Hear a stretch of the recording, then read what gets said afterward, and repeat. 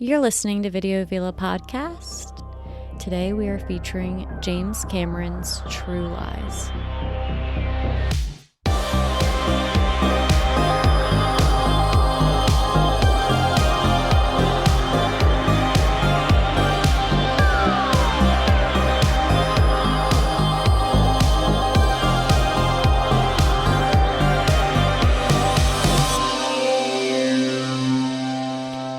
So my name is Becca. I am the co-host of the Video Villa podcast, and I'm so happy that you guys are letting us fill your ears up with all the things we think and feel about the movie.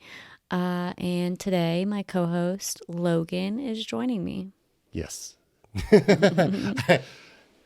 No, yeah, this is great. We did it. We finally started the podcast. It's great. Movies for me have always been a nice escape to kind of decompress of the world and stuff like that. And I love talking about them. So I thought, who would be the best person to talk to about movies with? Would have been my significant other. And then we can, talk back and forth about our favorite movies and, have conversations with other people. Anyone who's willing to shed an open ear to hear what we have to say. But yeah, it's great. We're here. Yeah, absolutely. So, Logan and I definitely bond over movies.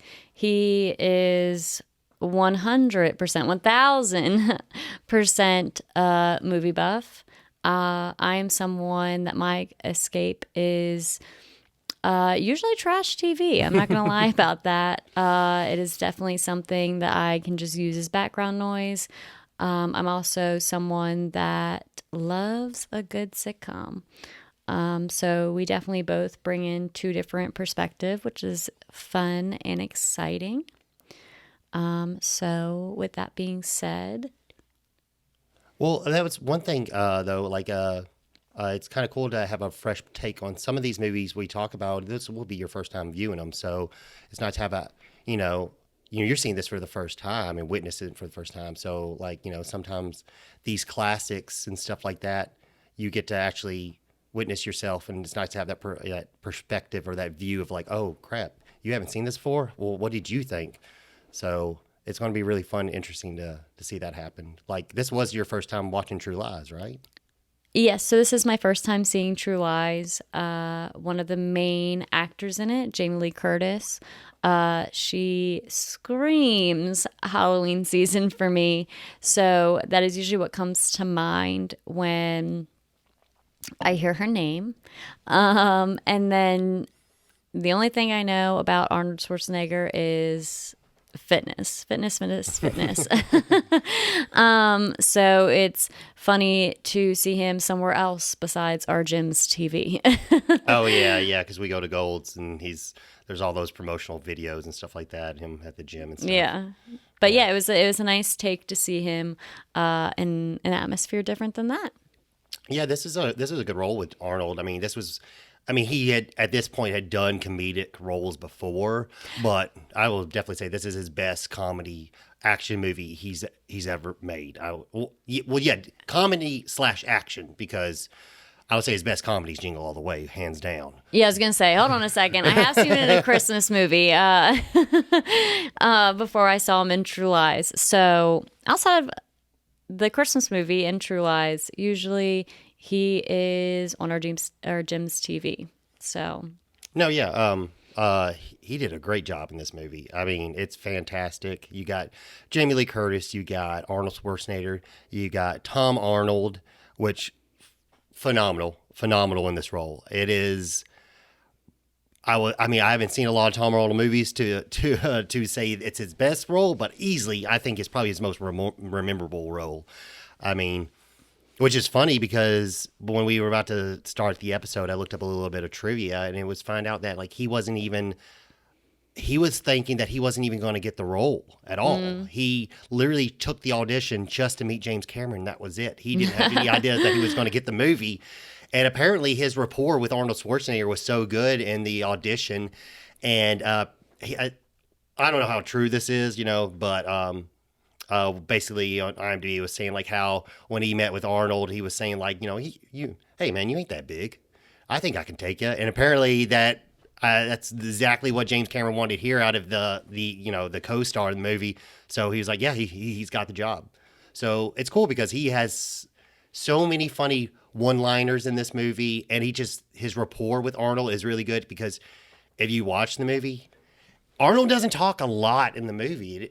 So when those scenes, yeah. when it's those scenes and him, it's mainly him talking.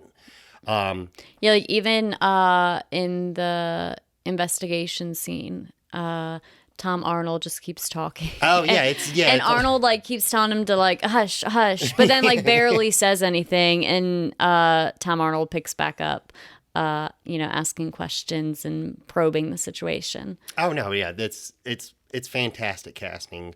I mean, for what it came out in I believe 96. So I was pretty little at that point in time. So, 1994. Yeah, 94. So, I mean, shoot, I probably didn't see it till I was like 5 or 6, maybe 7. But for me to be like a 7-year-old watching this adult movie with obviously adult humor, but still finding it funny, it's you did a good job when a 7-year-old's laughing at a movie. Oh yeah. But yeah, this is a fantastic movie.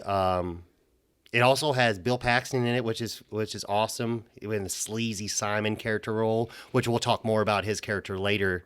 But it is, I would say, one of the best James Cameron movies, hands down. I mean, everyone knows Aliens, which is a fantastic movie, and Terminator, obviously, and Titanic. But I feel like when you want to have a good time, you put in True Lies. When you want to have a good time, you don't put in Titanic. You know what I mean? Yeah. Everyone come around the TV. Let's all watch Titanic. I don't think so. I think when everyone wants to get it, like, we're what? It's Thanksgiving. Yeah. So we just had the holidays. Like, this would be a movie where, like, my aunt and uncle are down with my cousins.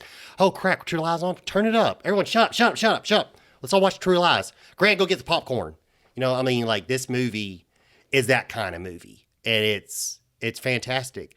And I was looking up another thing of trivia. I'll stop talking about this trivia stuff in a second, but I didn't realize this, but apparently it had broken a record for at the time, the most expensive movie for production. Oh, wow. Yeah, it was, it had beat I'm sure it ain't cheap getting a horse. No, and apparently it had beat Cameron's previous production cost on T2. But yeah, it was something like in the 100,000. I mean, sorry, 100 million. Oh wow! Or something like that. I can't really remember the exact numbers, but yeah, it was $100 million dollars to make. Well, that was the production budget, and a T2 was in 1991, and it had the record set, and then. What's called 94 is when this movie came out, and that broke the record. But then in 1995, Waterworld came out, which was I liked Waterworld. I don't remember if it did well, but I liked it when I was a kid. I thought it was a great movie. It was very entertaining. Oh yeah. But that ended up beating the record the following year or whatever. So it wasn't like he was like had the record for 10 years, but it's still kind of cool that he beat his own record. But yeah, all right, I'll stop. But yeah, so I guess we can go and start talking about the movie. Yeah, absolutely. So in the opening scenes, we are seeing just how well Harry, Arnold Schwarzenegger, can socialize in places that he does not belong. Oh, no, this is in great. any way. Kudos to him. Definitely. A lot of swagger. Yeah. And the perfect way to sneak in somewhere where you don't belong is literally act like you belong there, which is what Harry did. He spoke different languages. Yeah, he said hello to people that he didn't even know. I don't know if I counted 3 or 4. I definitely know it was 3. I'm not sure it was 4. But I know there was, I think, at least 3 different languages he spoke while he was at the dinner party. Oh, yeah. And he pulled out some tango moves, Which I think I don't know how to do. What him and Juno were doing towards the end of the party entry when he's trying to make his way out. which then leads to, I have no idea how they pulled it off besides the fact that this is a movie. But he tries to make his escape to get to Albert's van that is parked somewhere, clearly on ice because they can barely drive the thing. He's trying to make his escape to the van. Which is weird because it's in the movie, it's Gibb, which is funny. He goes by Gibb, but his name's Albert. I didn't know Gibb was short for Albert. That's the weirdest thing. Well, Gibson. They go by their last name probably because their job. Yeah. Shit. I didn't think about that. Got it. Yeah.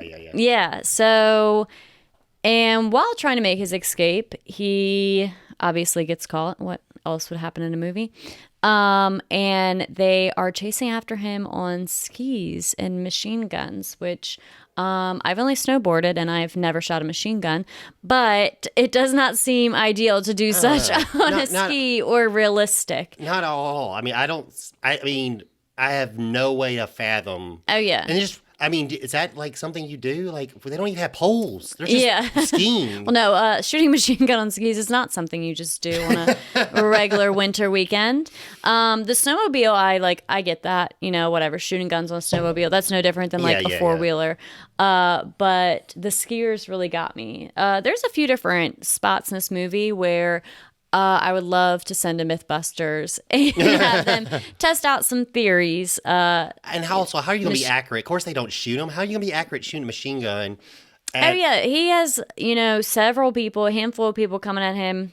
Also, he's very far away from them, too. Yeah, I mean, they get close to his tail on some points, but, one, they don't catch up to him, which, okay. He's on foot. And they're on a motorized. But then he does. I think he takes the snowmobile, if I am correct. I don't remember I can't remember. Or maybe skis. He gets down that mountain fast, one way or another. And another funny thing is, I didn't realize how clearly you can tell it's a stunt double and it's not Arnold running. There's a lot of just front faces, him running down hills. And that is not Arnold by any means necessary. But lo and behold, he makes it to their creepo van, their investigative van. Yep. And he's got the files. Yeah. So he retrieved did the files his job. from the dinner party. He got to frisk, the beautiful Juno, dance with her on his way out, and makes his way to the good old Washington, D.C., which, a little bit about us, that is local to yours truly, Video Villa Podcast. D.C., we're Maryland, so it's in the DMV, as they call it. But we get to the DMV area, we find out he lives there, we get our first couple of scenes after that of meeting Jamie Lee Curtis for the first time in the movie. It's kind of funny how they portray her character. Obviously, she's, your typical mom of the 90s. She's got the big glasses and stuff like that. They definitely got her dolled down in this role, and it's obviously for a purpose. You can tell she doesn't try too hard to look that great. I don't know. I can't remember if it's a time error thing, but also, we get a little look into his Harry's personal life, and he's not home a lot. You know what I mean? He's spending a lot of time not at home. He doesn't really know too much about what's going on between his daughter, because there's a funny little scene where we figure out Gibb is keeping his life together, and he gets his daughter a snow globe, and he's like, why in the world am I giving her a snow globe? And and Gibb has to remind her of why, and you always get another scene where Gibb reminds her how old she is, but that's here nor there, but it's nice to see the inside of his life a little bit before he heads off to work, and we kind of see what their him and his wife's rapport back and forth is and stuff like that. Yeah, you can kind of see both sides. It seems like Helen has no idea what Harry does, because it's a secret, and Harry doesn't. Sales? Does computer sales? Yeah, something of that nature. And Harry doesn't really know much about Helen either, or as Logan said, even about his daughter Dana. But yeah, it's very it sets up the tone really well in these couple of scenes. It's clear as day. It's like, oh, he's a little clueless and stuff like that, which makes things make more sense once we get deeper into the movie, when we get introduced to the Simon character and what's going on. But yeah, and then after this scene, we move forward to Harry's place of work, the Omega Sector. Their tagline is "The last line of defense." So it's some kind of secret building underground. Yeah, not gonna lie. So when I watch movies, I'm always ready for shit to go down, even when shit's not even gonna go down. So as the receptionist like lets them in, you see her place her hand on like a handgun under the desk, and I'm like, oh my god, is she going to shoot them? Like, why would she shoot them? And then I didn't think about the fact that like this, the scene is set to be a highly secret, top secret type work environment. So, and she's doing it while they go through these like super cool body scans and stuff, which I promise you our government probably does not even do in real life. Well, it also makes sense too, because DC, there is tons of there in the Pentagon and stuff like that, there's tons of type of rooms that only one person's allowed in at a time and only one person can leave at a time, and it's been guarded 24/7. So it's a good place for this to take place to make it seem a little realistic. Oh, yeah. I highly doubt there's like a humongous, completely different sector underneath the ground. But yeah, it makes sense. But yeah, lo and behold, she doesn't shoot them. So that was not one of the suspenseful parts of the movie. They were just getting into their job, which thank God I don't go through that to get into my tech job. But yeah, it's really cool. We get actually, they did this a lot back in the day, and I'm not sure if it's like something why they used to do it, but in a lot of movies they used to bring out old actors and put them in the movie for small roles, just so like I guess older demographic people be like, oh, so and so's in it, but they don't really have a big role. Yeah, I think it's a transitional period to bring in older audience and make them feel like they can relate to movies because they're seeing old faces. Yeah. While also attracting a new audience with different big names at that time. Yeah, and the funny thing is, so the senior actor that they bring into this movie for a really small role is Charleston Heston, which is pretty cool. But it's funny because Wayne's World makes fun of that in their movie, and who is it that they put in their movie to make fun of it is Charlton Heston. Oh, that's funny. There's that funny scene where like he's trying to find was Wayne's World 1? No, was it the second one? I can't remember, but one of the Wayne's World where he needs to get directions from an old guy, and then the actor's not doing well, and they're making fun. They're like, Wayne's like, well, can we just stop the scene right now? And they're like, you're not just doing it for me, man. Can we get someone else? And then they bring in Charleston Heston, and then he gets his little spill, and then Wayne cries, and he's like, thank you. But yeah, it's kind of cool. Like I wish they, I'm not gonna lie, like I kind of wish they would do that again. It'd be cool to see like people like randomly show up in movies, like action movies and stuff like that, or like senior actors from like, maybe the 80s or whatever, and just a little throwback, like, oh, that's cool to see them doing something again, even though it is a small role. But I thought that was pretty cool for the movie, and I think they should bring that back. But you find out he's a big asshole. Literally, it's like, they get the mission done, but to a certain degree, and he's just like, oh yeah, he's one of those cliche bosses that is like, nothing is good enough.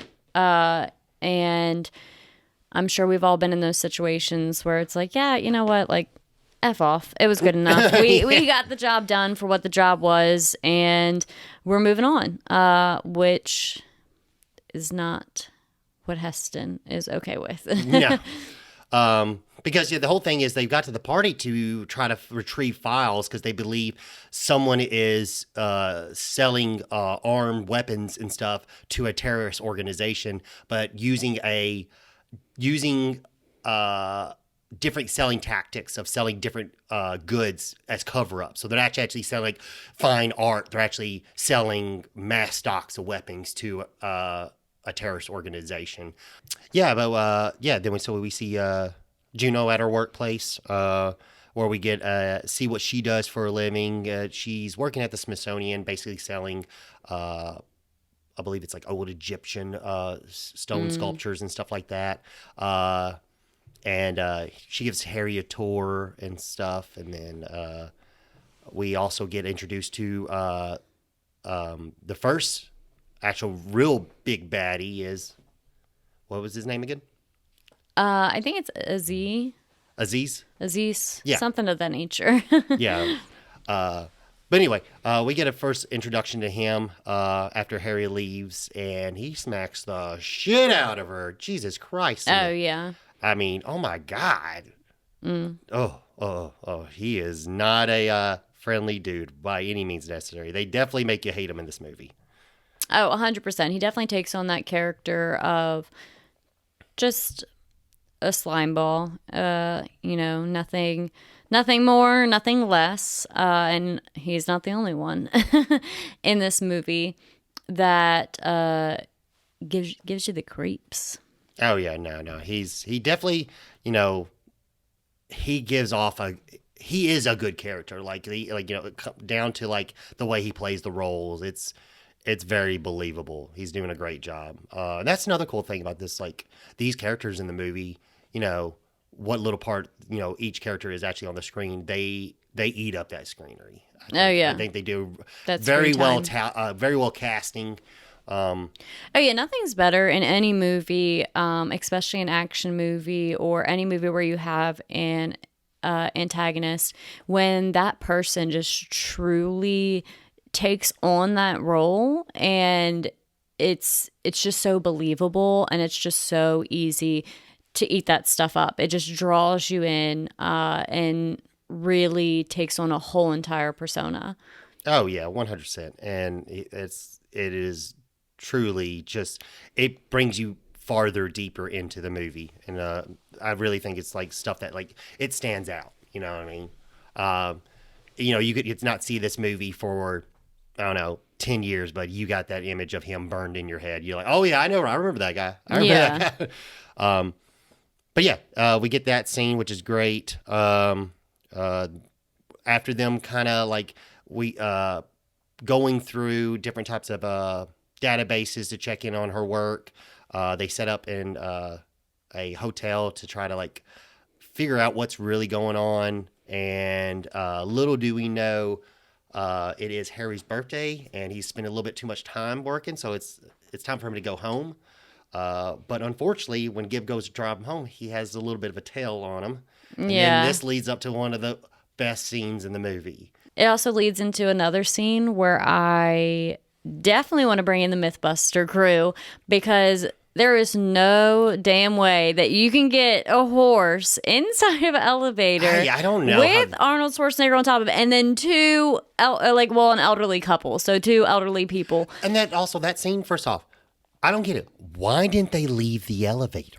Yeah, if I was in an elevator and someone rode in on a horse, I would just be like, I'm done. No, yeah, like why would they stay on the elevator? And, I mean, it's Jesus Christ. Like I get, like then there's a scene where she's like, say something to her husband, and he's like, nice horse or beautiful horse, or that's something like that. Because that's the thing is like they're.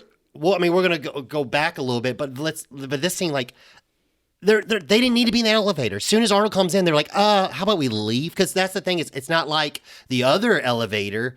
Clearly is preoccupied with a crotch rocket, and the reason why that lady obviously can't leave because he's using her as a hostage. Yeah, but why the fuck didn't these people get out? I don't even think he had a gun on him at that time. I think he lost the gun in the shootout.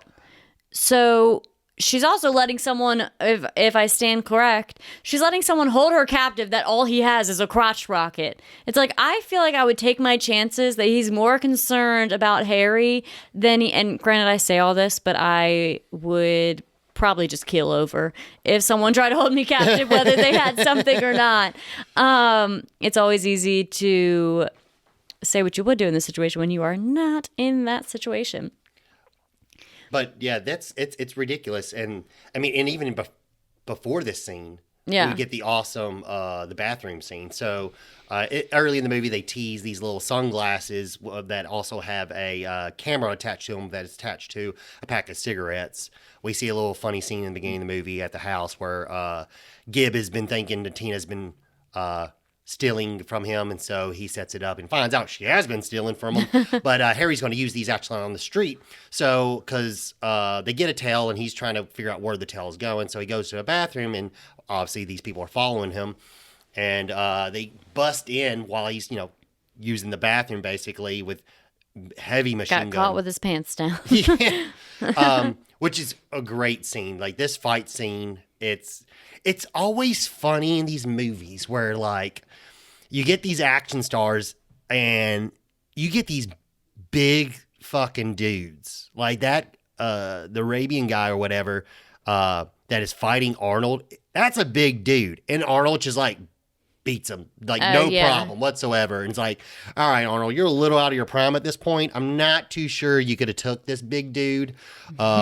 But I mean, it's entertaining. Don't get me wrong, because you want Arnold to win because you're watching the movie because of Arnold. Obviously. Oh yeah. Being little watching the movie, Arnold Schwarzenegger was the strongest man in the world. You know what I mean? Him and Hulk Hogan were like him and Hulk Hogan and the later in life Goldberg. Those are like, you ask me who are the biggest, baddest MFers around, I'll be, well, first off Hulk Hogan, and then Arnold Schwarzenegger, and then Goldberg from WCW. Obviously, I mean, you live on a rock? What?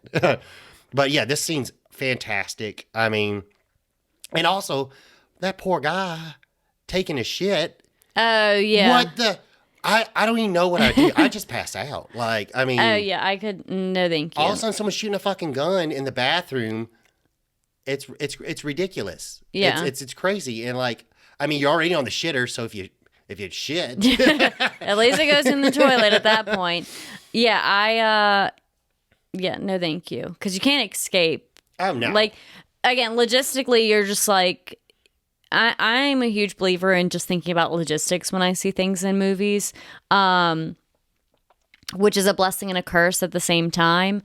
But yeah, you can't run out of the bathroom because then you're dead, but you're also just like sitting there in crossfire with your pants down. Yeah. And this movie is also like, and it's so funny. There's a lot of those like Arnold one-liners that are in the entire movie. Like, we didn't talk about it earlier, but there's that funny part with the dogs. Where the dogs, I think they were Dobermans. Yeah, the Dobermans jump at him, and he bashes their head together, and he goes, "Stay." It's like, and then this bathroom, and he's like, I think when he's leaving, he's like, "I'm sorry." Oh like, yeah. What? Yeah. Again, it all circles back to he didn't say much in this movie, which is fine because usually he doesn't. I feel like the one I saw him talk the most in was his Christmas movie. Oh, yeah. I mean, obviously, talk about another movie, but like, yeah, I mean, Jingle All the Way, he had a lot of lines. Oh, yeah. In Jingle All the Way. I mean, but this movie his lines were funny. Like, the more you watch the movie, there's so many one-liners and stuff like that. I mean, even Tom Arnold, he's got great one-liners throughout the entire movie. But I think, it's that less is more. And so, yeah, 100%. Yeah. It's not like this movie is a movie based off of dialogue. Yes, it's a comedy, so there are the funny one-liners, but it's not like, it's not like you're watching a Quentin Tarantino movie where you just want to hear the conversation. Oh, yeah.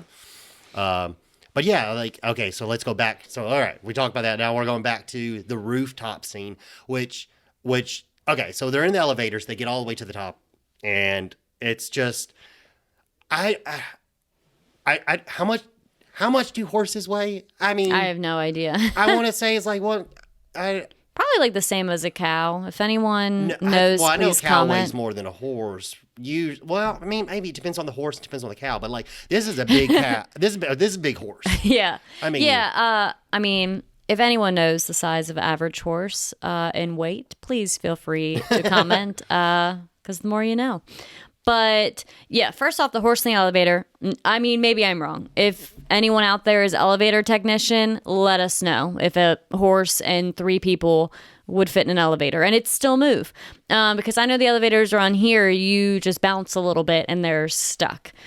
But so they make it to the rooftop. And I also just want to point out. All right, they almost weigh 1,000 pounds. I just Googled it. Yeah. They almost weigh 1,000 pounds. I mean, how much? I don't want to say. Like, how much is? I feel like that is like the weight capacity of an elevator. And then you add Arnold's easily 230, and then probably those 2 old people together probably weigh another 300 pounds. Yeah. I don't see how the elevator would even work. Yeah. So again, another thing that I just want to send off to Mythbusters. And so our lovely villain beats feet, essentially, and jumps from one building to another. And the crotch rocket, which I call bullshit on that. Yeah, again, logistically doesn't make sense. And then Arnold's horse obviously is like, forget that. Absolutely not. First off, why would you even tempt that? Yeah. It is a horse. A horse. You're going to jump the horse off of the fucking Marriott hotel? Are you kidding me? Like, that's ridiculous. Like, why would you think that would work? Oh, yeah. And again, you can lead a horse to water, but you can't make it drink. And Arnold Schwarzenegger can lead a horse to the end of the building, and it's not going to go off. Yeah. But he for sure will fall right off the front of the horse and hang from the building. And then try to get the horse to then back up to pull him back up onto the building. But yeah, so the horse is not going off the building, but it does pull Arnold up. And this is another scene where we see Arnold's just banter, because I think he looks back at the horse and he's like, why didn't you do that? Or he says, yeah, no, he looks back at the horse. He's like, oh shit, what's he say? Oh man, he's just sitting there. He's like, we could have made it or something like that. Oh yeah. He's like trying to like tell like the horse like, why'd you stop? And you're like, horse. No offense, but the horse is the only smart one in that room right there. No offense. And the backdrop is kind of funny too. Oh yeah. Yeah. So if any of you would like to go back and watch the scene, or hopefully we have tickled your fancy enough that you want to watch the whole movie again, you will see that the backdrop is waving in the city backdrop is waving in the wind behind Arnold, and it is so blatant that it's waving in the wind. It's very good looking. Don't get me wrong, they did a good job. Oh yeah, if it's sat still. If it's sat still. But in the corner, you see the ripples. You're like, wait a second. Obviously, they're not on the top of the Marriott. Yeah. Oh man, it's I don't know.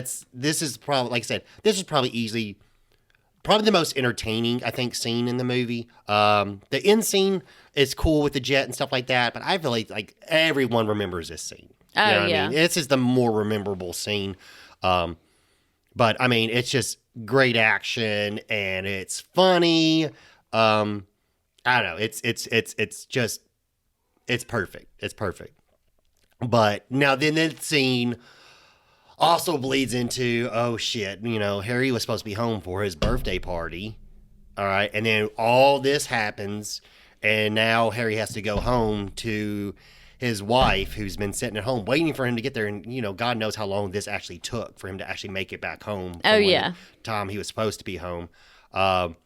And, obviously she's almost like fell asleep at the table, and yeah. He's like, I'm sorry, honey, whatever. No offense. I will say Helen is She'd strong. be pretty chill. I would be fucking livid. I mean, I'm telling you right now, I'd be like, I literally made you this cake and I've been waiting for you to get home. And you said you just had to go back to the office to pick something up, but why has it been 4 hours and you're not home? I will say, throughout this whole movie, it's like, Helen, you have not questioned any of this. Any of it. Okay. Like, you don't think he's messing around? Like, you just think it's just... Or just curiosity. I don't know about any of you guys, but I love to ask questions. And Why? No, I would just be asking too many questions because what's going on? You know, a little bit of nosiness never hurt anybody. Well, and the thing is, like, so Gib tells her, like, hey, we forgot something at the office. I got to take Harry back to go get it, and then I'll have him back home for you. But, like, really, like, unless they live in Maryland, you know what I mean? Let's say they live in Maryland. Because I don't really ever saying exactly where they live, but you know he works in D.C. If they live in Maryland, and you live in D.C., I mean, if he lives in Maryland and he works in D.C., I mean, obviously, like, that is about an hour commute almost without traffic. So late at night, it would more likely be an hour. So let's just say he was halfway home and then had to go back. You're talking about maybe adding an extra hour, but that would make sense for because it makes it seem easily it's very late at night when he gets back. So obviously it's been a couple of hours since when he was supposed to get home. I understand, like, say he had to go back to the office, pick up his jacket or whatever, and he came back. Okay, that's 1 hour added to his home time, but there's no way. And like I said, I would definitely be asking some questions. And she's just chill. She's just calm. Oh, yeah. And it's just like, Helen, honey, you don't got to be that calm. But this is a moment I think you can get a little upset about. Oh, 100%. Like, she just lets it roll, and kudos to her, because I could never. Oh, no. But, she lets it roll off her back, and... But you get a little peep of why she just might be letting it roll, because Helen has gotten herself mixed up with the... Simon. Picture perfect sleazeball Simon. Oh, yeah. So... Okay. Some of his lines make me want to scream. Oh, no, and I wrote them down. We'll be talking about them. But, okay, so in the next morning, we see Gib dropping Henry off. Harry off at work. And he's like, hey, I'm going to go check in with Helen to make sure everything's okay. Basically about last night, obviously things were a little rough because I got so home late. I want to check in on her.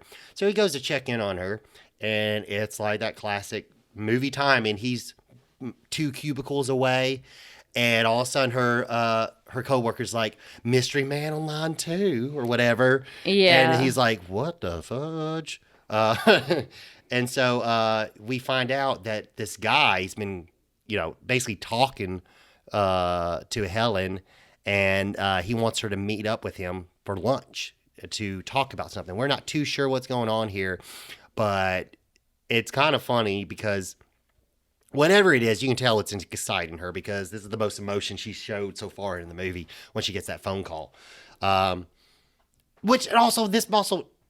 This irritates me a little bit, because if her coworker thinking that they're messing around, she's just cool with it, knowing that she's married. Yeah. She's like, go get some for me, honey. It's like, are you No, what are you talking about? Like, that's a married woman. Yeah. And you're just cool with her, like, just slinging at it. I don't know. Oh, yeah. I could never, ever, ever just condone that. And also, if that's her coworker, I'm sure she knows who Harry is. Oh, yeah. So it's just logistically, again, wrong. That's not cool. I mean, Jesus Christ. Oh, but yeah, so Harry's very upset. Very upset.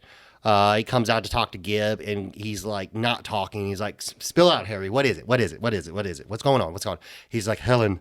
And he's like, what? Helen what? Helen what? And he's like, Helen's, what's it? Either way, he's clearly like having an anxiety attack or not doing well. And then Gib is like not making it better. He's like, it's okay. This is honestly like better for you guys. Like this. I think he just says Helen's cheating on me. Yeah. Or Helen and another man or something like that. And he's like, welcome to the club, buddy. Yeah. And he's like, he's celebrating it. And so Gib is just not reading the room in any way, shape, or form. But he gets real with him for a second, and he's just like, you're never around. Yeah, like, what do you expect, what do you expect, Harry? You're never home. Yeah. I mean, she's got to get something for somebody. Yeah. And you're not giving it to her. And that's part of the movie was, yes, there's comedy, but yeah, I mean, that's Israel. Like, from Helen's standpoint of view, I'm not saying it's right, but I get it. I get it. Like, what's going on? I'm like, I understand. I don't get it. No, I didn't say it was right, but I understand, like, the feeling that she's having. Like, obviously, she feels upset. Oh, yeah, the feeling, if we're going to talk about, real life here, I understand the feeling, but you should never, ever act on it. And throughout the remainder of the movie, you do see the sense of remorse and and it's also not what we think it is at this point in time. We find a little more out. It's not like she's actually cheating on him. We'll get to more of that later. Well, she is by entertaining someone. I have firm beliefs. She is by entertaining someone, but you just see what she's going through as well, and kind of get that alternate look of both sides of the story. Yeah. So they are like, well, let's tell her. Let's get him. Like, we'll figure out what's going on. So she goes down to. They literally. It still baffles me that they work for the government. Obviously, the government takes their job very seriously. Oh, no, yeah. They're secret agents. They are secret agents. They proceed to use government tactics to spy on his wife. And I'm like, look, I would do a lot of things for my friends. I would never risk my government job and like a federal something against the law. Becca is not a ride or die. Yeah, I am, but she ain't your girl. She is not your girl. I do not want the government on my back and losing my probably very well paid job to help someone spy on their wife. Just use old school tactics. Just use what everyone else uses, okay? At that time period. You don't need to go that deep. But yeah, so they follow her down to Chinatown because they don't know what's going on. So they're looking more into it. And that's where we come in with Bill Paxton's character, Simon. And they're listening in, figuring out what's going on. And they find out that this character, Simon, is basically a secret agent as well. Well, at least he's trying to be perceived as a secret agent. The funny part is he takes credit for the scene earlier in the movie, the chase scene with the horse and a crotch rocket. He takes credit for that as like, sometimes secret government agents, sometimes real things happen in real life, and we use certain taglines to edit them in the mainstream media so they don't know that we actually exist. And Harry's like, that bullshit. That was me. That was me. That article's about me. He's like, oh, he's a con artist. What? He's not a secret agent. Oh my God, what is this guy? And then even Gibbs just sitting there. He's like, I'm really starting to like this guy. And Arnold looks at him. He's like, well, we still got to kill him. Yes. That was another part. And then that takes us to, they go to Simon's job. Oh yeah. So yeah. He knows what's going on. So now he's going to look more investigative. So now he finds out that Simon is a used car salesman. Okay. Which automatically in real life, no offense to any of you if you are a used car salesman, but you don't have a good rep. Oh no, that's not my fault. It is definition of sleazy. Yes. And yeah, so he's just your cliche old school car salesman. I'm pretty sure he has a toupee. Maybe he doesn't. It looks like it. I think he's got a little bit of a receding, but I think that's also the shape of his head because if you go back to his earlier career, but yes, he's got a. Oh, I just thought as his actor, I was no offense to him as a real person. Yeah. So, Harry goes to test drive a car, essentially, pretty much just to creep. Why wouldn't you? I feel it makes sense. All right. We know who the evil guy is that we don't like. So let me get close to him that he doesn't know who the hell I am. And this part, oh my gosh, the lines said during this test drive. I wrote them down. So yeah, we're going to go over them. Yeah, the line said during this test drive, oh my, they make you cringe. Like, there's one thing that I love about movies and shows, and it's when they make you cringe. It's just like, you're like, oh my gosh. Like, Oh, no. why? Yeah. Why would they say that? Why would they do Oh, no, you no. like It's the awful. second-hand embarrassment just pumps through my veins during this scene. Like, oh. No, it is very, very cringeworthy. I totally agree on that one. I mean, it's so funny because he's just so sleazy, and the way he's coming off is just like he's so confident. And he's just, and you're like, why? yeah, and the funny thing is just like, it's not even like Harry's interrogating him. He's just ratting his own self out. Oh yeah, I do love when Harry has the intrusive thoughts. We all love them. Oh yeah, yeah. Where he just has the intrusive thought where he just like nails him right in the face. Well, that was the funny thing. You're like, he just punched him in the face. I'm like, no. Oh, yeah. It's a dream sequence. It's a dream sequence. It's not real. It's not real.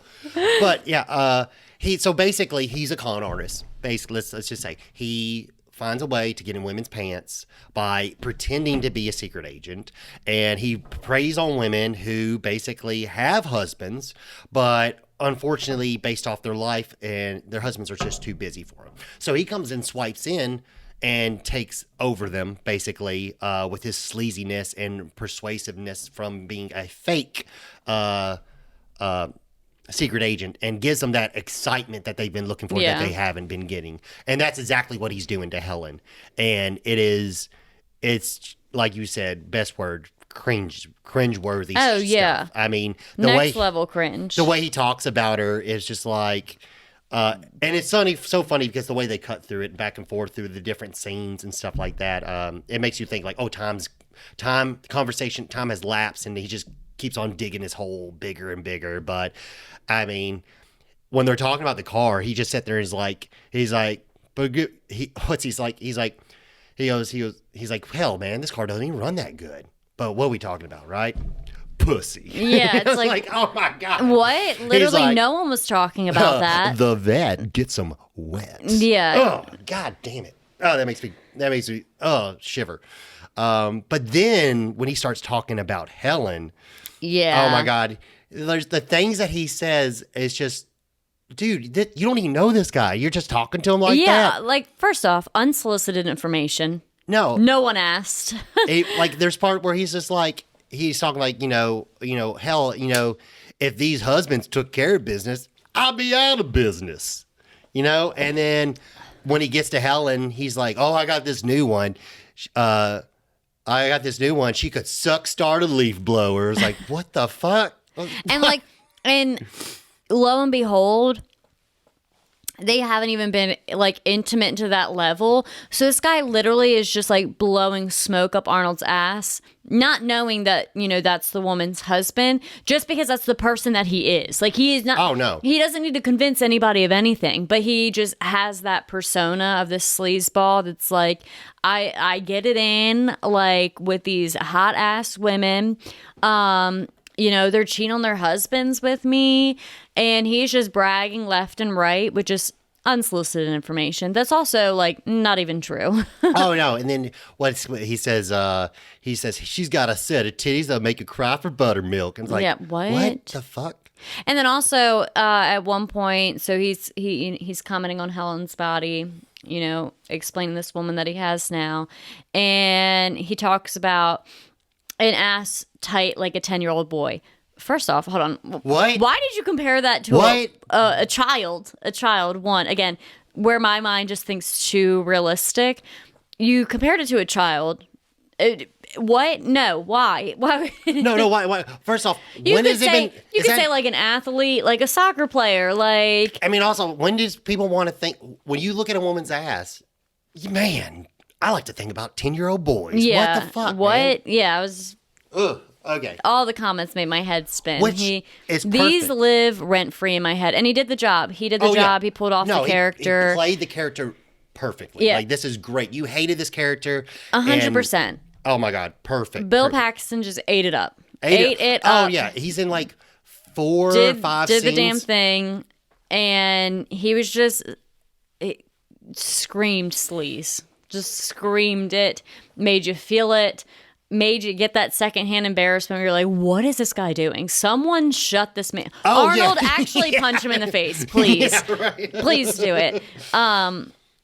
So yeah, that scene 100% lingers around. But yeah, so yeah, that seems fantastic. So we fast forward a little bit. After, obviously he's like, oh, I'm not going to buy the car after he takes the car for the test drive. Not only that, but he then starts driving. He was already driving the car. Yeah, this is the end. Yeah, and he just he starts driving like a maniac, meaning Harry starts driving like a maniac. He whips it into the car parking lot, puts it, spins it around, parks it. Does that whole Fast and Furious e-brake, stuff, and whips the car into place, and then essentially just moves on from that. He got enough information to then seek out his next plan against Simon. And also where he's at the very end, he's like, Arnold's like, let me think about it. And then Phil Paxton's like, well, I do got a couple other briars on hand, but you know what? I like your style. Yeah, it's like, no, dude, you just shit your pants. Yeah, and also, if you had other buyers, why haven't you sold the car? Yeah. No offense, but if I want to sell the car, I'd sell the car. I wouldn't hold it for anybody. Someone already had cash in hand. I want to sell it. Moving on, yeah. No offense. But yeah, so we move a little bit forward. They've been telling her and basically using the government. Tisk. Yeah, using the government. Basically, they just, whatever they were doing about looking into the files and the arm dealers for the terrorists, that's been set to the wayside. They've been interested more in spying on Helen. But yeah, so they've been bugging her phone and stuff like that. And then they find out Helen's actually gone to meet up with Simon later. Because Gibb has been holding a little bit of information from him because he doesn't know how he's going to take it, which makes sense because, he thinks, he doesn't want Arnold to do anything he's going to regret, obviously. Oh, yeah. But we find out that he is going to meet up. She's going to meet up with Simon later.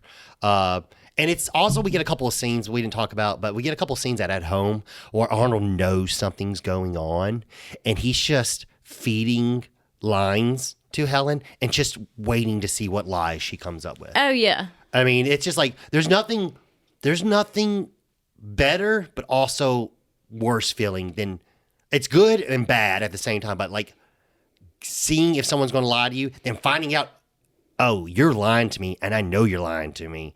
It is almost like I gotcha, but I'm also like, oh, you're lying to me. Yeah.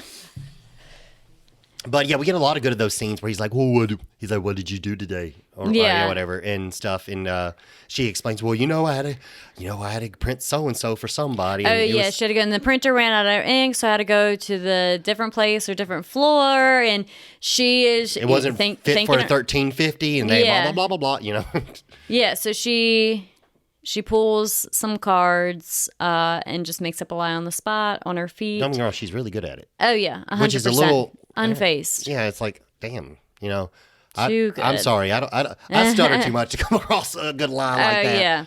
Yeah. But yeah, so basically, Simon has told her that he needs her, and and they have to meet up, and this is at nighttime. So they tell her. And she drops her car off and then gets into the vet with Simon.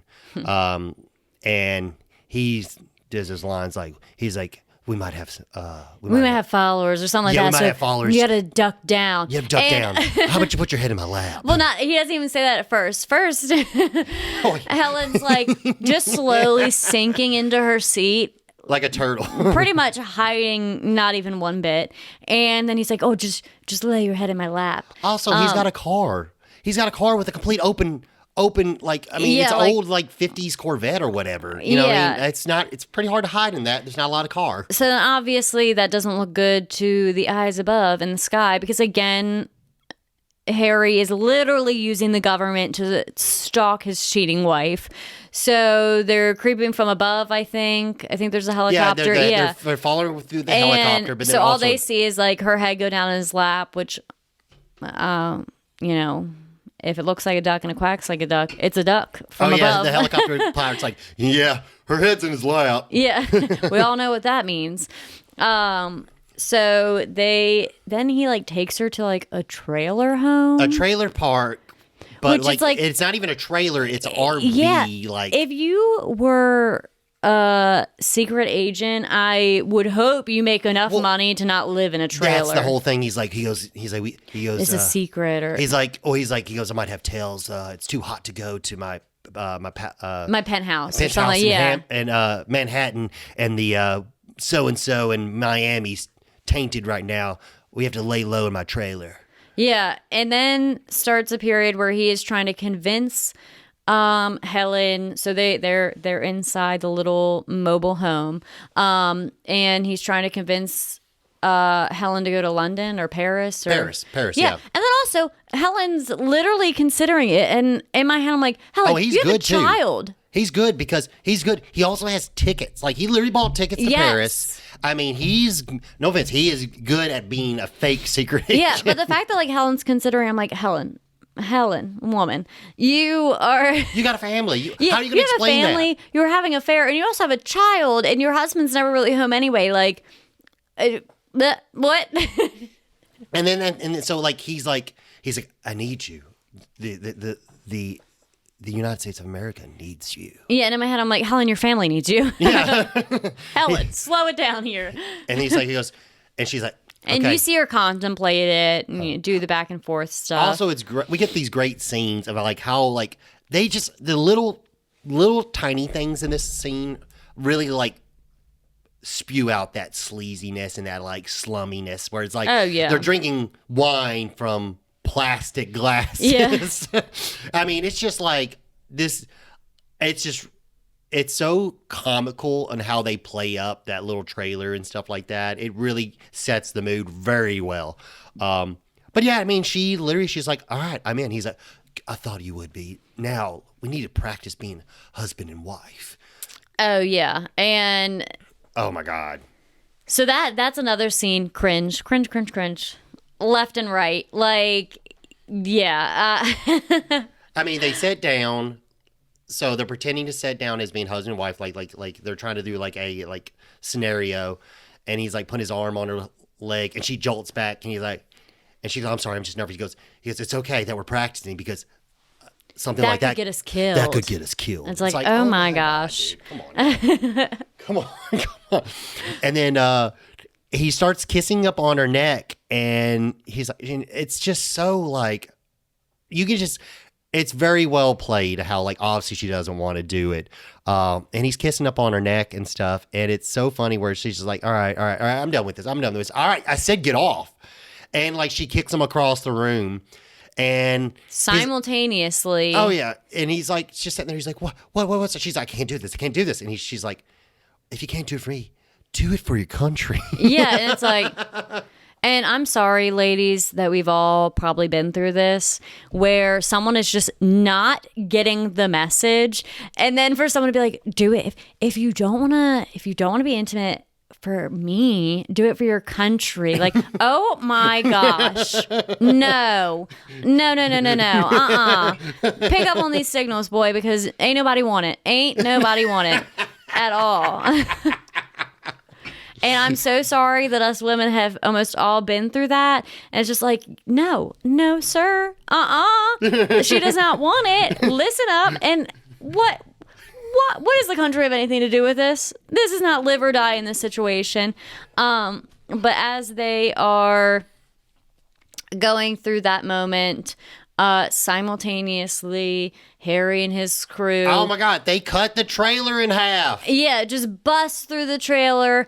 And oh my gosh, first off, you guys are you guys are the first line of defense, the Omega Sector, and literally Helen is fighting with them and winning. Like she, I think, like kicks him in the crotch once. They're trying to like get a hold of her and put her in this van, as well as the Simon the sleazeball, and she's fighting back. And actually, like, they are having a hard time getting a hold of her. Oh no, and it's funny so she kicks. I believe it's Gib. It's Gib because they make it sound like Gib. I couldn't tell if it's Gib, but obviously it's his voice said later. But yeah, she kicks Gib in the crotch, and then she takes off running, and this other dude hits her in the back of the head with the butt of his gun. Then Harry knocks that guy out. Yeah, and because it's his wife. Yeah, and also, why'd you hit her in the back of the head with the butt of the gun? Like, I felt like that was so unnecessary. You all are the first line of defense for the government. Wait, no. They're the last line of defense. Well, this is why. Because someone else has to wear people down before they can get them. Because Helen was putting up a good fight, and she was winning that fight. And the whole time, you got Bill Paxton. Take her, not me. Take her, dear God, take her, not me. Yeah. What a weenie. Oh, man. But yeah, so they get him in the van, and then pretty much we move into an interrogation, and Helen is just like, what the heck is going on? Oh my gosh, like I have nothing to do with this. Please let me out. And this is where you kind of see Gib and Harry's kind of like banter back and forth of how really they want to handle the situation. Yeah, they're using a vocator to basically distort their voice. She's in a mirrored room. Obviously, like, there's glass in front of her and she's being observed. She obviously knows that. And it's funny because they start to ask her these questions. And Gib's getting all like personal and stuff. Yeah. Like, well, I forget the exact questions that he asks, but he's like getting all up in the details. Oh, no, and Harry's like, dude, chill. Dude. I don't First need off, to know all she's that. my wife. Yeah. Chill. You ain't married to her. I get to ask the questions. No, yeah, it's great. But yeah, that scene, it's great just to see. It's got tons of different emotion. You get anger, you get sadness, and then you get a little bit of hope because it basically comes down to she wants to know why is she doing it. Yeah, which is obviously Harry's not around, and she felt like she spent most of her life being safe, and she just wants to get to a point in her life where she can look back and said, I did something. You know what I mean? Yeah. I didn't play it safe all the time. And you also see it was very heartfelt. I get that. It was very heartfelt in a way where you see in Harry, he asks, do you still love your husband and stuff? And you see the heartbreak, I think, one, because the realization of how what he has been doing has put him in this position. And also, I think it makes it clear Harry does love her. Oh, they don't absolutely. have a loveless marriage. It's absolutely, not that. Yeah. It's not that. And but you also see the heartbreak where he kind of, it seems like, has this realization of like, well, I did this to myself. I did this to myself and my family. Yeah. And he sympathizes with, that yearning for something different, for something new, for some excitement, and he understands that. But what cracks me up is Helen reaches a point where she's like, I'm done with this. I'm done with your questions. Oh, yeah, that's pretty great, yeah. It's another Mythbuster scene, in my opinion, where... Oh, no, yeah, I don't see... Yeah, but... she takes the stool and beats... First off, that glass is not supposed to be broken. If you think about it, in investigation rooms, sometimes they have, like, high-grade criminals in there. If that's bulletproof glass, yeah, there's no way that stool would have done jack shit. So she starts beating on the mirror, and you see a point where Gibbs like, I think she's telling the truth, Harry. And you're like, you think? She's lying. She's lying. And she's like, and she just goes ape shit and just starts breaking the glass and saying like how like I still love my husband. Yeah, let me out of here and all that kind of stuff. And finally Gibbs like, Harry, I think she's telling the truth. And it's like, oh really? Oh really? You think so now? Now this has clicked for you, Gib, and this is no longer funny. But this all leads up to, and he's like, all right, well, he's like, well, Harry, what do you want to do? She's like, well, let's give her what she wants. Let's give her a little excitement. So they basically tell her, hey, listen here. We will forgive you for everything you've done with Mr. Simon, okay? As long as you play ball, and we need you for an assignment. Yeah. And they make a fake assignment, basically. Yeah, they're pretty much like, either you do the assignment or you go to jail. Do you know we could put you in jail right now? And of course, she's like, I'll do the assignment. Like, and then what's called? So they're like, you'll be giving a code name, and Doris. but she's for some reason she's Which like, is so funny because that's my grandma's name. it was like Norris. She's like, yeah, she's like, and you will be assigned to a Norris, and your name will be. She's like, Natasha, and he's like, no. Doris. Yeah. And he's like, what?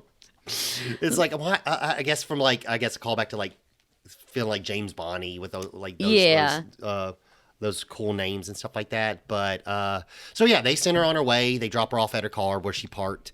She's driving home, and we get to the next day. You know, they're setting up the meetup to give her that excitement, that fake assignment. Mind you, Harry is doing all this on the government expense. He's creating all this stuff. He's getting his friend, who's obviously, I believe, French, to record stuff on a recording device. So when he does this fake, fake assignment, he can be there but not be noticed. Oh yeah. Those little details, like, oh, that's clever. That's clever. Obviously, this was times before you could like change your voice and do any kind of like changing and stuff like that. So it's all recorded and stuff like that because it's early 90s. But this scene, the scene where she gets said she needs to go on the assignment and she makes it to the hotel. This, I probably will say, this is the most iconic scene in the entire movie. Oh, hands 100%. Down, hands down. I'm telling you, the dance scene. Oh yeah. Ow. Every pubescent boy at that time, I'm sure if you went back and watched and rented this movie from a video store, there would probably be burn tracks in the VHS from people constantly pausing at this scene and rewatching this scene over and over and over and rewinding. Because I'm telling you, my dad could be walking in the hallway and we're watching True Lies and he see the bedroom scene. He would stop whatever he's doing and sit beside me, watch the bedroom scene, and then just, all right, I'm going to bed. And then just leave. Like, and hands down, like this scene, it's just fantastic. It's great. Oh yeah. It's awesome. But I'll let you describe it. Yeah, so her mission is to pretty much disguise as a sex worker. And she has this chip that she needs to place on a phone. And Harry is the pretend person that she's meeting. And it is like it's a suite where there's 2 bedrooms or like 2 living quarters. Yeah, it's like a really big hotel. Like they make a jab at it like it's very expensive. Like I think it is a iconic hotel. I don't remember the name of it, but I think it's an iconic hotel in so DC. you see this, great transformation where she comes in the hotel. She's a little awkward. She gives the envelope. She's wearing a pretty dress, but nothing too crazy. It's very weird looking. I will say all that. What is that? The stuff that she rips off. What is that? Oh, I think it was just like maybe like mesh type puffy sleeves. Yeah. It's some kind of mesh. It's like some kind of see-through, like I don't know. It's a little ridiculous at first. Yeah. Because he tells her to dress sexy, and this does not scream but then sexy. you see her, she passes a mirror in the hallway, and she does this little transformation. She rips up her dress. She slicks her hair back with some plant water. Oh my God, this scene. And I think she like smudges her eye. She does. Yeah, she puts more eyeliner on and some mascara or something like that, and then puts the lipstick on. Yeah. So then she goes into the room and she starts doing her thing. First off, remember she recorrects and repositions her girls. Obviously. Oh yeah. Which she starts doing her little sexy poses and stuff like that. Yeah. Which I'm not gonna lie, I never really thought Jamie Lee Curtis was an attractive woman, but all of a sudden, in that 5 to 10 seconds, I was like, "Who's this woman, and why is she so pretty?" She's our wonderful scream queen. I know, but like, I never thought I know she was in a lot of trading places and stuff like that. I mean, prom night. Oh, don't get wrong. When you watch prom night, she's very pretty in prom night, but she's not that. She's not dolled up in Halloween or anything like that. She just looks like a normal girl. In the first Halloweens, she just had a natural beauty to her, in my opinion. Yeah, I mean, I understand. There, yeah, it's was- definitely. She looked the part. She looked like actually a teenager. Yes. But yeah, she just exuded beauty, and always has, in my opinion. So she gets her sex appeal on. She pops her ring off as she walks into the door and puts it on her other finger. And pretty much she is now doing this sex appeal dance. She bends it and spreads it. Well, before that though, she does the little like he's like dance. It's like, and it's funny because Harry he already knew what she was gonna do, so he had these pre-recordings. So he already knew all right, I'm gonna ask her to dance. She's probably not gonna dance sexy. But for a second, she you can just tell she's dance and does some little jig. It reminds me of Seinfeld when Elaine dances with her fingers or whatever she does. She's I don't know. Well, obviously this isn't videotaped, but she has a little groove. Yeah, that little and it's no. Dance sexy. Yeah. And so then she takes it and runs with it. Her biggest thing on this mission was no actual physical intimacy. She didn't want that. Yeah, well, he said he just wanted the thing he knew. Just look, no touch. He won't want to watch. That was the big thing. Just watch. That's it. And they promised her that only watch. So she does her little sexy dance. A+. Very sexy. Yeah. Hands down. Very, very sexy. And so then he orders her to go onto the bed. And she does not know this is her husband. No, she has no idea it's Harry.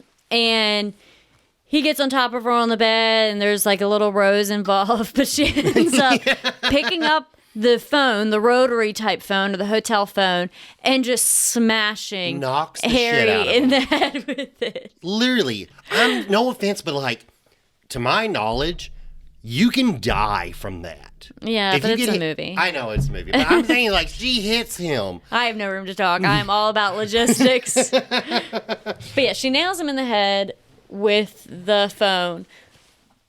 And then this is not over yet. It becomes a real mission because then... Oh, they get kidnapped. Yeah. They literally get kidnapped. I think Harry at some points pleading she's my wife. She has nothing to do with it. And then... No, he's saying, I don't know this woman. She has nothing. Yeah. And then that's the funny thing is, so remember, at this point in time in the movie, Helen doesn't know what Harry does. Oh, yeah. So Helen thinks she's the secret agent in this scenario. She doesn't know that Harry's actually a secret agent. Yeah. But then she obviously realizes that is her husband that has been in there this whole time. Also, did we ever find out what happened with the chip that was supposed to go on the phone that she put in her mouth? Oh, no, she puts it on the phone. Okay. Yeah, she's she knocks him out and she's goes to get to the door. She's oh, shit. And she runs back and then puts the chip on and then leaves. It's first off, do you think that would have been a successful mission after you... Do you think that would have been a successful mission after you just bashed the guy in with the phone? Yeah. You think you're just going to walk around and be all right, I did what I need to do. Yeah. Let me go home now. But yeah, so then they take both Henry and Helen to this island. Well, they end up drugging both of them. Well, they zapped them. Yeah, they take them to the plane, and who is it? There it is, Juno. So you find out, okay, Juno actually is helping fund the terrorists. They didn't know she was doing it at the beginning, but they did want to look into what she was doing, and we find out, all right, we maybe were on the right track, but we got sidetracked with all this stuff going on with Helen. So they're here to take care of business and basically just get rid of them to a certain point. But yeah, they take them up to the airplane and they end up drugging them and they take them to I believe it was an island off of the Florida Keys, I think it was, or something like that. It was a non-inhabited island basically. Yeah. And they are going to basically set off a nuke. The terrorist organization have received several nukes, and they're going to shoot a video to show to the world that they mean business, and that they are going to blow up one of the nukes to show that they have power and they can use it. So they will be taken seriously, and basically the wars and stuff will stop where they were from. And your usual terrorist video, essentially, I will say, captive video. And it wasn't like, I get that, like, I get it. Like, in their heads, it's like, hey, shit's been going on in my country, and y'all been fucking around, and I want it to stop, and we're going to take it into our own hands, which, is pretty much all terrorist organizations and shit, stuff like that. So, it makes sense. And then they're basically, we get the Aziz guy, and he does his whole rundown, and they're videotaping it and giving them basically, hey, we got 3 nukes. We're gonna blow them up. If you don't do what we want, we're gonna blow this one up. We got more to use. And you'll see what happens if you don't listen to it. So then we get to see Harry and Helen partner up and fight them. And here's another scene where the scene right before that, we get them being drugged. And the interrogation with the torture guy. Oh, yeah. Well, also, like, the truth serum. Yeah, because he is going to get information out of Harry. Yeah. And he gives him a truth serum, and he's going to torture him for because information. Essentially, like, Helen's useless. She has no information on any shit that they even care about. Like, she truly was just caught in the misfire. Yeah. And is now held captive with her husband. Obviously, those two are not getting along in the moment because she is furious. Everything just unravels. And that's funny. Like, I mean, it's funny because, like, I don't understand. Like, I get she's mad. I still understand why it's okay to just, like, all right, you've been lying to me. You're a secret agent, even though it's your job to lie to me because you're a secret agent. How dare you? And fucking punches him.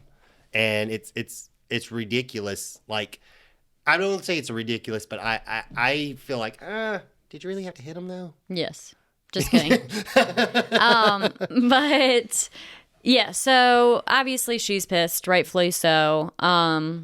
And so they do the truth serum, but Harry's able to kind of like fight against it. Well, she gets to ask him some questions before he walks back in. Yeah. Remember? And she's like, what did they give you? He's like, benzoyl, blah, blah, blah, blah, blah. And she's like, what's that mean? Does that mean that means that you have to tell the truth? Yep. Yeah. Or whatever, something like that. And she's like, are we going to die? Yep. Yeah. He's like, they're probably going to torture us for information, then kill us, or they're probably going to shoot us, or they'll leave us here for the bomb to go up. He's like, okay, that's enough. Yeah. That's enough. Yeah. So, she gets to enjoy the truth serum that Harry has been dosed with. And then it moves on to they're going to fight back because why not die trying? Well, the one funny part was she starts asking him questions. And she asks him, have you killed anybody? He's like, yes, but they were all bad. Yeah. And then so at that point in time, the torture guy comes back in, and he's sitting there. He's talking to him. He's like, all right. He starts picking out his little weapon of choice or whatever, and he's like, Harry's like, I'm going to kill you. He's like, really? How are you going to do that? He's like, first off, I'm going to use you as a human shield, and then I'm going to throw that knife at that guy. And he's like, okay. And now, how do you think you're going to be able to do all that? And he's like, my cuffs? And he's like, yeah, I picked them. Yeah. And then he does exactly what he says he's going to do. Yeah. It's great. I love it. And then obviously Helen is a wonderful, not stay-at-home mom, but a mom working 9 to 5. Definitely not a mom with gun training. Oh, no. But they are like up on like the rafters or kind of like a lofty area in this big bomb shed, essentially. And he gives her a gun. He breaks the guy's neck and then takes the gun from him. Yeah. So for a period there, he's kind of like silently going around killing people or just taking them out one by one. So they're kind of like hiding. They end up back together, and Helen has a gun now too. He has a gun as well. And for one reason or another, Helen just drops the gun, and you can tell as soon as she starts gets to the shoot gun, it, and then she drops it. It's like, and what? it's shooting while another Mythbuster moment. It's literally shooting as it goes down the steps, which I don't know anything about guns. Again, people cue us in the comments if you know enough to answer this. I don't think that's what would happen. No, obviously, if a gun falls, it has a chance of firing off. I think. I don't know. I mean, there are safeties. Did do this on MythBusters. I think they for some reason back. But so it's tumbling down the steps, and it's like just stray fire, and it's shooting everybody as it's going down the steps. Yeah, so it's like, but it doesn't hit Helen. Yeah. What? So it's doing a great job. She did a great job by just dropping it down the staircase, and it's taking people out. But obviously, that doesn't last too long. They end up getting caught, and they get a hold of them, and then pretty much it seems like Harry has died. Yeah, a big explosion happens, and basically, luckily for Harry, he's been able to jump in the water to fly underneath the explosion. Oh, but yeah. Helen does not know that, so Helen thinks Harry's dead. Yeah, and so then they're going to kill Helen, but then the Aziz basically is like, no, we need the hostage. Take her. So now their job is to leave the island on the bridge, and then set off the nuke, which has already been timed and put in the capsule. Ready, or they put covered in the cement and stuff like that. So it's already, which is going to blow up in an hour and 30 minutes or whatever it was. So their whole goal is to leave the island and make it back to inland. I guess it's Miami. I don't know remember what city it was they're trying to make it back to? Well, it's definitely somewhere there because pretty much they go inland. Yeah. They leave their island and they go inland. Yeah. Juno and Helen are together. Yeah, they're fleeing Harry, in a limousine. Yeah, Harry resurfaces and is picked up by his lovely crew to come save the day, and then they start the chase to get Helen, essentially. Great scene. Absolutely. Great scene. So long story short, they end up bombing the cars, the bridge, if it's there, it's getting taken out. They have their assistants, and they sit there and they tell them, and it's like as they're blowing up the bridge, the Marines are like, "Hey, won't it set off the nukes?" And Harry's like, "No."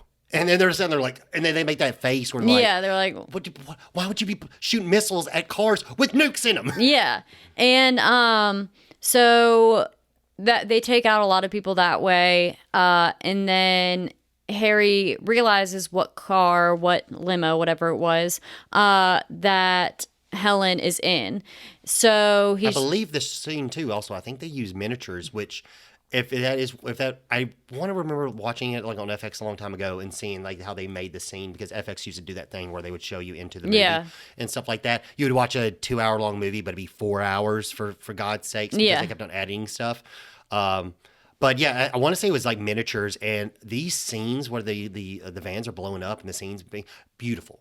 Oh Great. yeah, looks so real. And they keep the suspense going. Oh, yeah. But then you reach a point where Helen, who her defense skills are just all natural. She has no training like whatsoever. Omega team. And it's her, a gentleman driving the car, and Juno. And she pretty much fights for it, because what else are you going to friggin' do? Exactly. She's fighting for her life in that car, and I mean, she's standing toe to toe. I mean, I don't know if Juno's had any training, but obviously, like, she's going toe to toe with her. She's like, I'm getting the hell out of this thing. Yeah. And then eventually Harry is like hanging out the helicopter right above the car. Oh my gosh, that moment I'm like, just grab his hand. Oh yeah, well, okay, so Juno's got a gun. She kills the driver. Driver's dead, and he is just, so his foot's on the gas, so he's just driving out of control to a blown out bridge. Essentially, they're 100%. Eventually going to run out. Oh, and then you get the scene that's hilarious, and he's like, the bridge is out. The bridge is out. And she's like, Harry, what? I can't hear you. And she turns on, the bridge is out. The bridge is out. Yeah, and it's like, grab his damn hand. It's just one of those cliche moments where it's that nail biter where you're like, obviously she's not going to die in that car. Oh, yeah. We've seen enough movies to know that that's not how that's going to end. But it's that nail biter where you're like, oh my God, Ellen, grab his hand. Grab his hand. Come on. Like, God damn it, girl, grab his hand. Yeah. She makes it up in the helicopter, which is great. But now there's more business to do, which then you see Harry just decides that he is going to remember how to drive a fighter jet. Well, and before that, though, so that we get to the bat, and then they finally make it safe, and then the nuke blows up, and we get this nice little kissing scene or whatever. And yeah, and he's sitting there, and and he looks down at her hand, and he's like, this is on the wrong finger. Oh, yeah. Because from when she switched it going into the scene with Harry himself. Yeah. Oh, and then so she's like, Gibbs says something, and then Arnold's like, he's like, he looks at her and she's like, go. And then I wrote this down because... Oh, yeah. What they say is the fact that they have Dana. Yeah, they have Dana, and they need to rescue Dana. Yeah. Essentially, they have his daughter. And then he goes to... when he looked at Helen in the face, and soon the next scene where she's like, okay, go, and he turns around and he just goes, okay, bye. Yeah. It is so out of place because he goes, okay, bye, and he just starts jogging like a little kid, like when a little kid goes to mom, can I have 5 more minutes? Yes, you have 5. Okay, bye. Yeah. And everyone's like, Harry, you don't have training in this. Harry, you don't have training in this. Like, he's like, well, I've done it before. Yeah, Gib, like, it's been 10 years, Harry, since you've been in one of these. Yeah, and he's like, it's like riding a bike or something like that. Yeah, Gib's like, it's like riding a bike. Yeah, I am pretty sure driving a fighter jet is not like riding a bike. And they're like, we need someone to sign for this. And Gib's like, all right, that's all right, don't worry. Just let him have it. He'll do it. He'll be just fine. And then he proceeds to crush a police car. Or several, take forever to get it up in the air because, oh my gosh, what is he doing? Oh my God, yeah. And I know if it's like, I'm sorry, but those things look like a shitload of buttons. And I can tell you one thing for right now, based off my life experiences, if I haven't done something in 10 years and it's that complex, I'm not going to remember how to do it. Oh yeah, absolutely not. Like, why? No, But yeah, it's great. He takes off in this fighter jet and flies into the city. They've set up on a skyscraper in the city where they've got another one, the nukes, and then they've requested to have a video film crew. Which secretly is one of the team members. Yeah, one of the secret agents from Gib and Harry's team, which you kind of see here and there. He first is seen in the minivan outside of the event in the very beginning of the movie.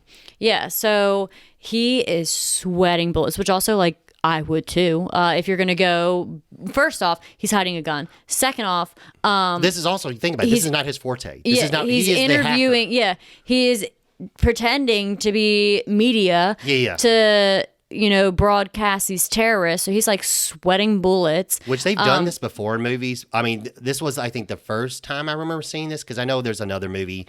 I think it was Showtime or whatever it was with Robert De Niro.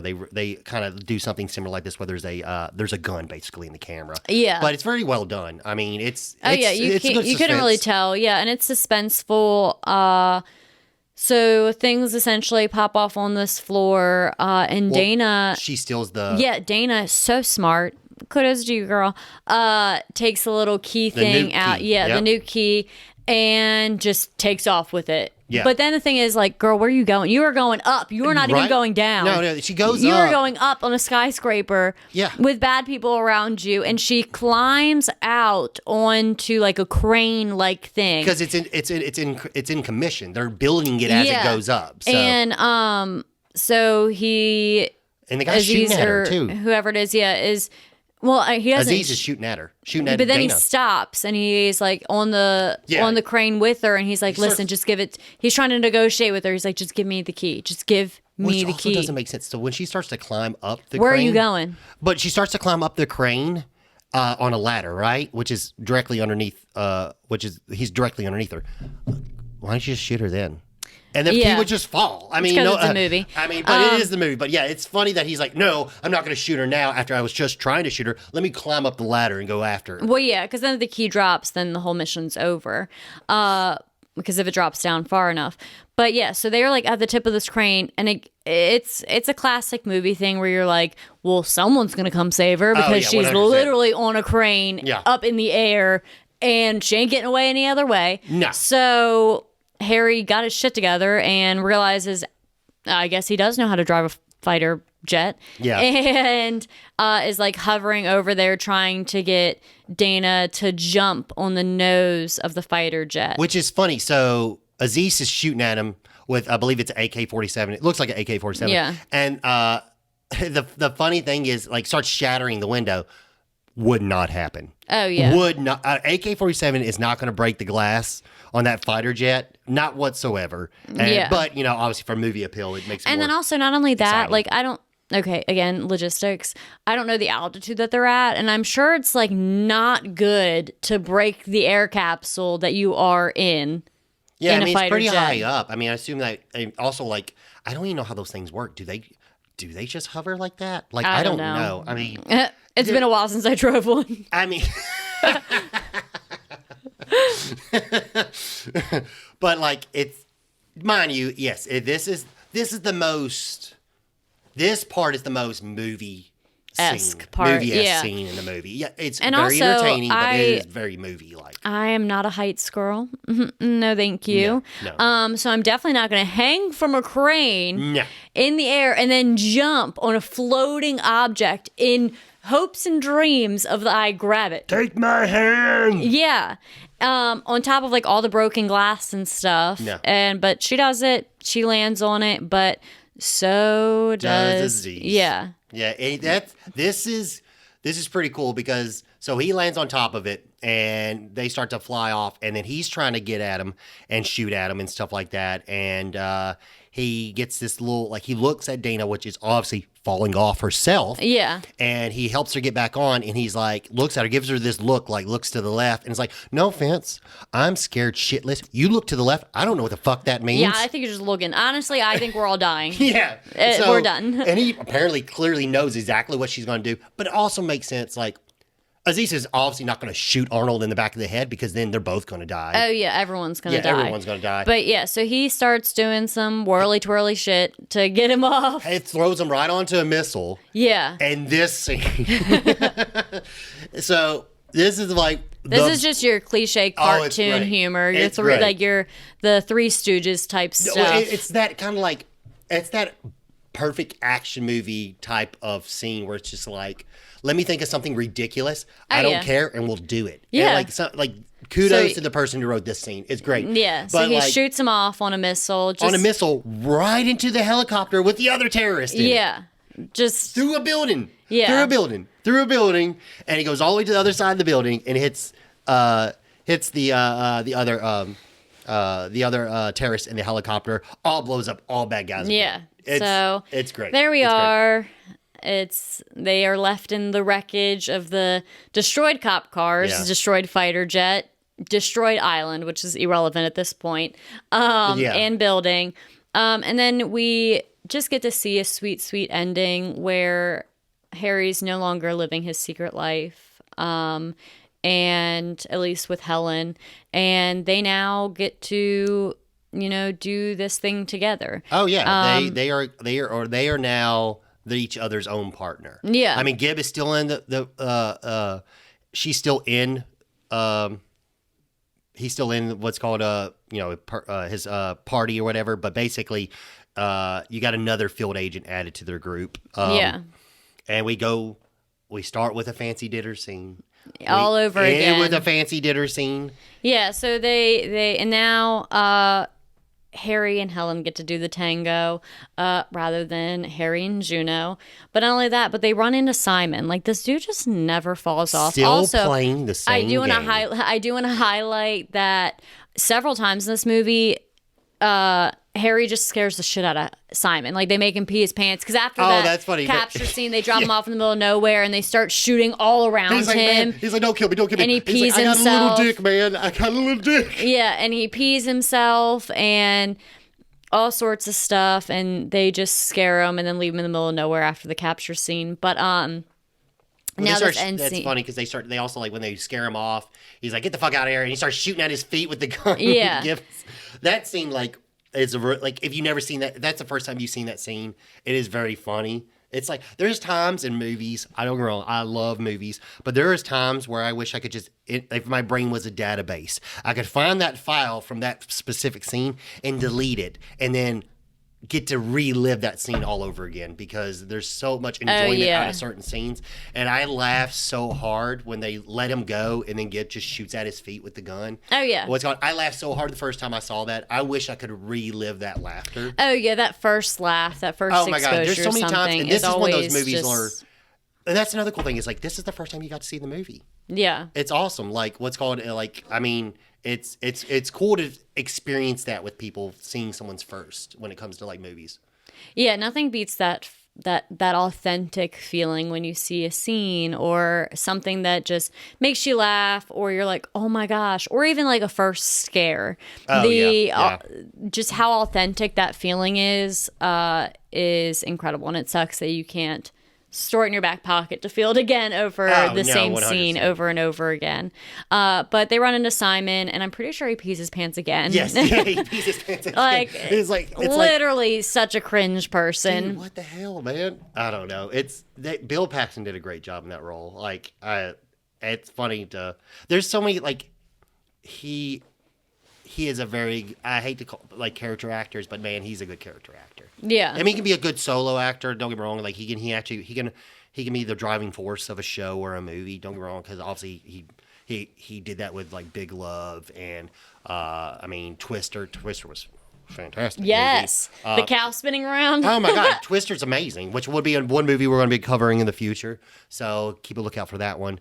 But yeah, I mean, he can do it all. He can do comedy. He can do serious. Sometimes he has some of the best, like, even on Predator 2. Oh my God, Predator 2. Yeah. Great role. And his death scene, awesome. Even though he died, but it was that scene is probably one of the, I'd say, better scenes in the movie. But yeah, fantastic guy. And he did such, you could just tell he was having fun with it. Oh yeah. So, but yeah, that closes out True Lies. Yeah. And it was funny. It had its nail biter moments, I think, even for Logan, who didn't see it for the first time. Those moments where you're rooting for certain actors or characters in it, and then it also just has such good humor, just authentic wittiness to it. No, this is one of those powerhouse James Cameron movies. I mean, it is one. It's one of his best movies, hands down, one of his best movies. I mean, everyone thinks of Terminator T2. A lot of people like T2. I mean, you got Aliens. I mean, a lot of people liked Avatar and stuff like that. But this movie, I mean, this is one of those movies where, like, I enjoy every minute of it, every single minute of it. It is fantastic. I mean, going back and watching Terminator, I love Terminator. But, like, it's a great movie, but it can get boring at times. This movie is just, I feel like everything that was this movie was perfect. I don't think anything needed to be cut from it. Oh, yeah. It is enjoyment. Like, if you want to, like, name something, like, it's just straight up pure enjoyment. Yeah, absolutely. It was definitely worth watching for the first time, and I definitely think it's worth watching several times after that. But yeah, so... Yeah, that concludes our episode 1. First episode, yeah. We have more to come. Yeah, thank you all that gave us a listen, for letting us fill your ears and your minds with some good movie critic. And definitely, if you like what you heard today, please like, subscribe, follow, any and all the above are more than welcome. if you, I mean, we got more. This is the first episode, like we said. We got more to come after this. I myself want to say thank you for taking your time. I know times can be busy and everybody's got stuff to do, and I really appreciate every listener who listens to the podcast. I know you can be doing tons of different things in life than listen to us, and you took your time to spend it with us, and I'm grateful and thankful for every minute of it. Stay tuned. We got more to come. We got a Christmas coming up, so we'll be doing a couple Christmas movies coming up soon. I believe we'll be doing Ernest Saves Christmas. That's one on the docket. Yeah, so if you guys like what you heard today, we hope you guys will give us a listen again in the future. And thank you for joining Becca and Logan for the Video Villa podcast. Yes, thank you very much for everything. I greatly appreciate it. All right, that's it. And hope y'all We're have a great day. off.